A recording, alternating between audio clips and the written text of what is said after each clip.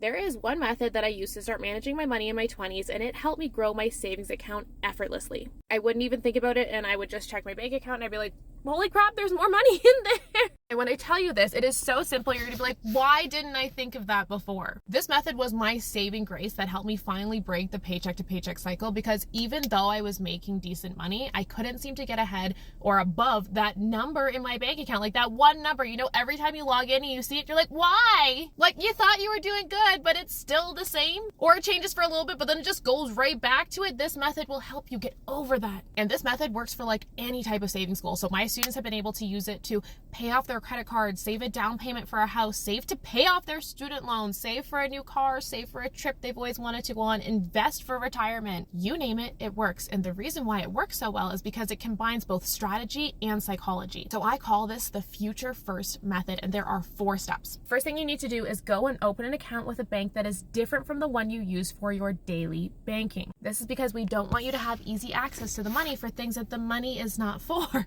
And because by using an online bank, you'll be able to get something called an HYSA, or high yield savings account. This account will pay you 12 times more than your regular savings account with your bank, and that money can help you reach your goals faster or be another stream of income for you to spend. I make a few $100s a month off mine. The next step is PYF, or pay your future self first. This is what the rich do, and if you want to become rich, you need to emulate them. This means before you spend any money out of your paycheck, you're going to transfer money over into your goals accounts instead of waiting to see if you have anything left over. The third step is not counting on yourself to actually manually do this transfer every time you get paid. Because if you're like me, then something's going to come up or you're going to forget about it, and then you're not going to do it. So we want to make saving effortless and automatic. What you're going to do is set up automatic transfers from your bank account into your high yield savings account every time you get paid. Fourth step is all about psychology. So we are going to actually name those accounts. I use EQ Bank in Canada, and I know Ally in the US, you can actually do this. You'd have your main account, right? And then within that account, you could have different sub accounts. So you could have like Bali 2025, new car, new house. You can actually set savings goals within those accounts. And this way it helps you get out in front of self-sabotage, because it becomes so much harder to steal from yourself when you can bring your present mind back to what that goal was actually for. Instead of this money just like being in your savings, now you're stealing from new house. But what do you want more, that sweater or the new house?